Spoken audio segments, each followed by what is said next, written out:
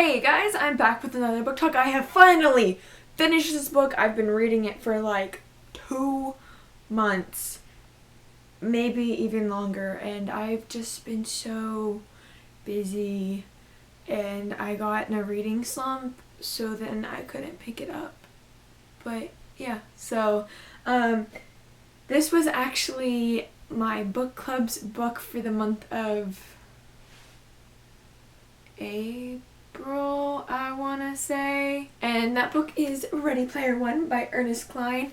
I know a lot of people have been hyping this like towards the end of last year and the beginning of this year, and everybody was like, oh my gosh, it's so good, you've got to get it and like read it, and it's amazing. And it's like this great like dystopian, not really dystopian, I would say dystopian, this like sci-fi type like thing, and it's like amazing. I was like, okay, I'm not one for like video games.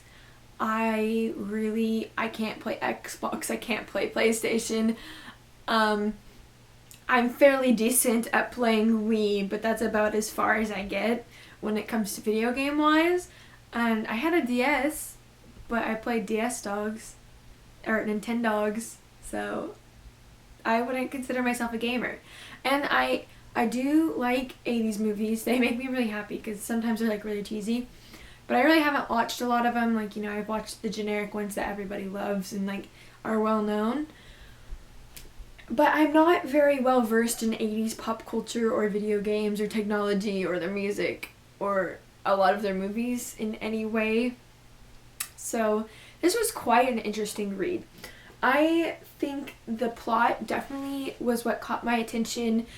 The fact that the whole world is, trying to survive, and so many people are like living in these stacks of trailers and mobile homes on top of each other, and they're struggling to have power and clean water and food, and to escape their awful reality they log into this simulation where they can be whatever they want, and like they work from there, they live there, like all their friends and their family have an account on here because all it costs is 25 cents to start it up, and I mean you can find a quarter on the street. When I was told this like that, so that really caught my attention. I was like, ooh, that sounds really interesting, But when I started reading it, it wasn't quite what I expected. I expected like I don't know if any of you have read what is it? It's called The Last Book in the Universe, and I can't remember who it's by.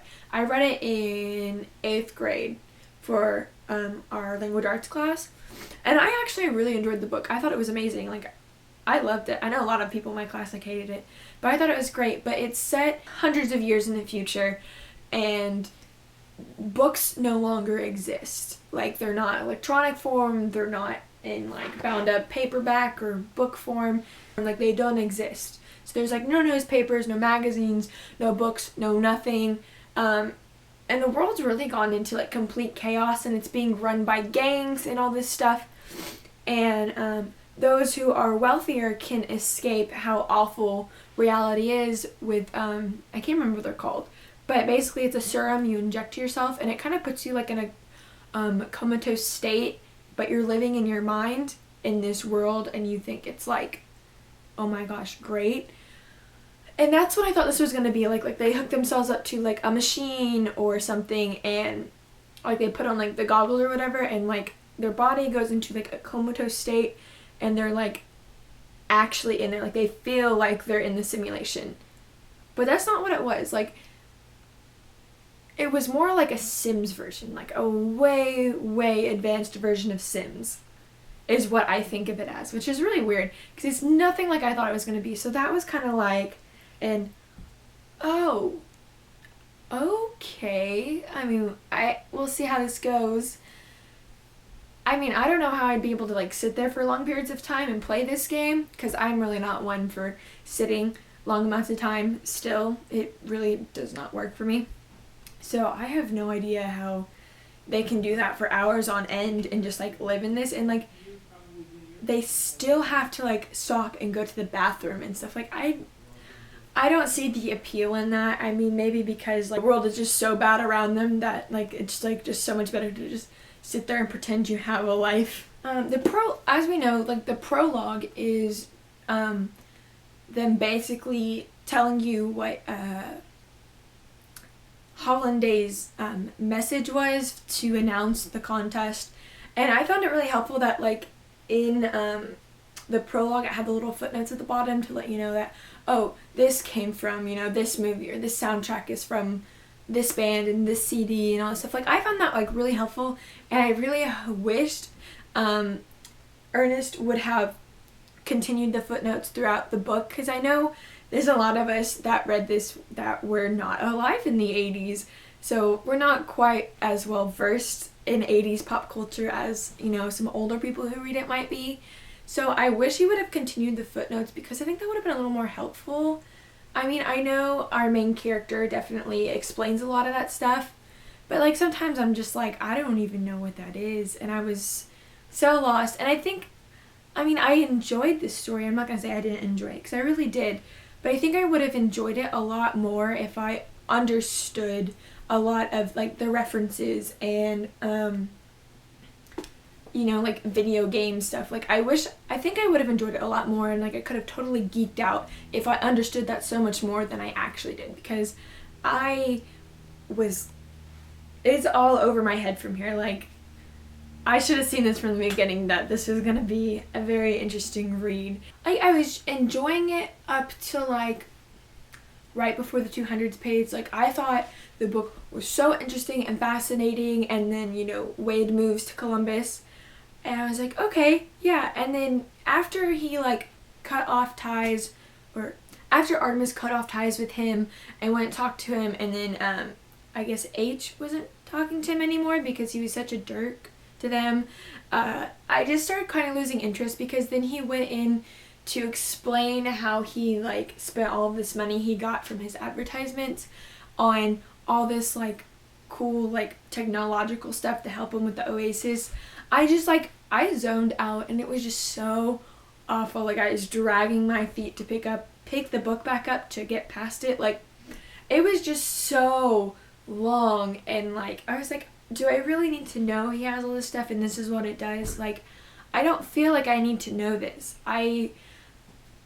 Oh my gosh, and it was just, I don't know, I didn't like it, and I think that's what partially put me into a reading slump, because I didn't read for, like, several weeks. Like, I was just like, I don't want to pick it up, like, I don't want to do anything, and it was just awful. And, like, just to see him, like, moping around, I'm like, first off, dude, you've known this girl, like, what, a few months?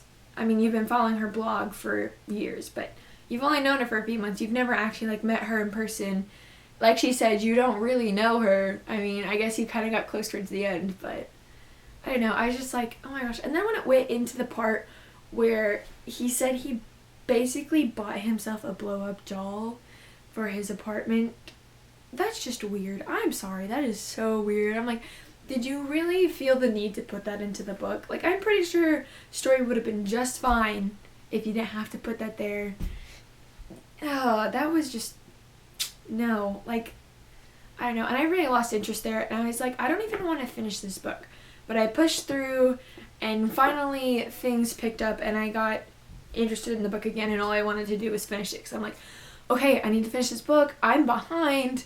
Like, it was bad. And I don't know, I wouldn't say it lived up to all the hype that I heard about it, but that's just me personally. And honestly, I'm not always one that follows along with everybody's, like, latest favorite book. I always seem to have different opinions about a lot of things that, like, is popular right now.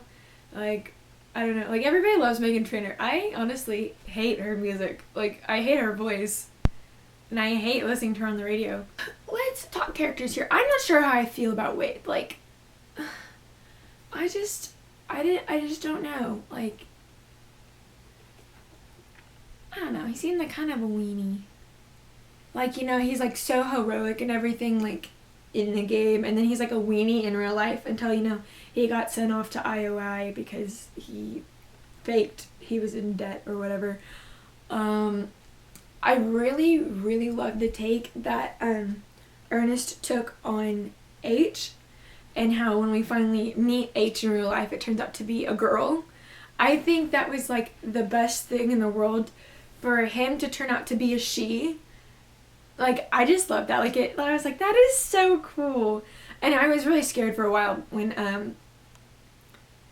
it turned out that H was a girl. I was like, oh no, it's gonna be like another love triangle, and like H has been in love with Wade this entire time because, you know, they've been best friends for years on the Oasis, and she's like fallen for him and he's in love with Artemis. And I was like, I'm not ready for another love triangle, and I know it's not going to be wrapped up by the end of this book, so I don't need another repeat of this. But turns out she's actually gay, and she has a girlfriend. I think she's been dating for like a year now in the book. And I was like, that was so cool. I was like, I just loved it. Like, I loved the fact that they put her in there and that was a girl instead of a guy. Like, I think it was absolutely amazing.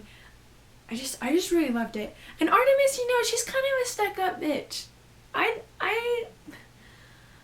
don't know. Like, I wasn't sure about her in the beginning. Like, she was really witty and stuff, but like, I wasn't sure if I liked her or not. And then, like, I started to like her. I don't know. She was a butthole. She was really a butthole, and I just really didn't like her very much. I mean, at the end, I guess she kind of grew on me, but I'm not, like, sure. I don't know. I still have mixed feelings about her. Although I did like how they had certain things tied in that I did know. Like, towards the end, at the third gate, I want to say it is. I think it was the third gate. Wade had to do Monty Python and the Holy Grail. And I've watched that movie about twice, and I don't know why, but every time I try to watch it at night, so I only see like the first half of the movie and then I like fall asleep, but I've never seen the end of it. But I've seen the first half several times, and I think it is absolutely hilarious. My favorite scene is definitely the coconut scene, and that was so funny when he turned around and he realized, like, I'm in Monty Python and the Holy Grail, and he started quoting it, and I just couldn't stop laughing because that's just like one of my favorite scenes. I think the ending of this book was extremely cheesy. So cheesy. The fact that, you know, it's when he first gets there at Ogg's place, when him and H first get at Ogg's place, and he's like, I want to see Artemis, I want to see her, and all this stuff, and he's like, oh, she went to bed, she think it'd be best, you know, if you saw each other after the big day, and everything, and he's like, okay, and then, like, you know, after he wins, and he's got the golden egg, and now he's a millionaire, he all of a sudden he's like, I gotta go see her, and he's like, she's waiting out for you in the maze, and they get out there, and she's just, like, sitting there, and she's, like, looking down, she hears him, and they kind of start talking, and she still won't look at him, she's looking at the ground, and I was like, oh my gosh, come on, just look at the guy. I think it was funny, especially when he used this line on her, after, you know, he admitted that he's in love with her, and he's, you know, whatever. I'm like, dude, this is the first time you met her in person, like, how can you be in love with her? But I mean, that's just like my takes on, like, love. I mean, so people are like, oh my god, I'm just like, I mean, you know, I don't see how you can fall in love with somebody like that. But the line that cracked me up was like, did I mention that I'm extremely rich? I said, of course, so are you, so I don't suppose that's a big selling point. I'm like, that is such a cheesy line. I would probably laugh and, like, give him, like, a chance because I am in love with cheesy pickup lines. I think they're the funniest things in the world, and if you used a cheesy pickup line on me, I'd probably give you a chance just because you made me laugh, and I love when people make me laugh, even though my laugh is absolutely horrible. Overall, I mean, the writing in the book was really good. I really did enjoy his writing style. I think it was just, like, the whole concept of the book was just, like, way over my head because I'm not a video game person. I'm definitely not a gamer girl. I'm lucky if I can sit through a movie. Sometimes, like, I really have to be in the movie to go see a movie because, like, when I go to the movie theaters, I sit there and then, like, halfway through the movie I'm like, is this over yet? Because I'm ready to go. Like, I can't sit still any longer. So I haven't watched a lot of movies. I mean, I want to, but, you know, definitely being in the 80s was definitely a little bit of an issue. I mean, I think the whole learning more about the culture was really cool, like 80s pop culture, but, like, I didn't really relate to it because I wasn't born in the 80s and I don't really know much about it, and the whole technology and, like, video game thing, like, went over my head. So I think I would have enjoyed it more if I was, like, knew more about that stuff and I was like really into it, I think it would like definitely have been one of my favorite books, but I'm not. So overall I gave this a 3 out of 5 stars. It wasn't bad. I wasn't like amazing. Like I liked it, but like still I think I probably would have rated it a little higher if I hadn't gotten a reading slump and got really bored at that one point in the book. I think that's what's brought the reading down, because like that just kind of like crashed my reading experience, because I was like, there were like 3 weeks I just didn't want to pick up a book and read. So I mean, you know, it wasn't awful. I mean, that's a decent rating. If you guys have read this book, let me know what you think in the comments. Is my opinion absolutely horrible? Should I have, you know, loved the book and be putting it on my favorite shelf? Did you think it was okay like me? Did you think it was absolutely awful? Like, whatever. Let me know in the comments. We can chat about stuff. You can ask me random questions if you want. I kind of want to do a Q&A video. Maybe I'll say that till I get to 200 subscribers. I think that's what I'm going to do. How may I get to 200 subscribers? If you're not subscribed, click the subscribe button down below and you can get some more weird videos from me. Yeah. So, anyways, that is it. I will see you guys next time with a book talk, top 5 Wednesday, or tag video. Until then, I'm Chrissy. Goodbye!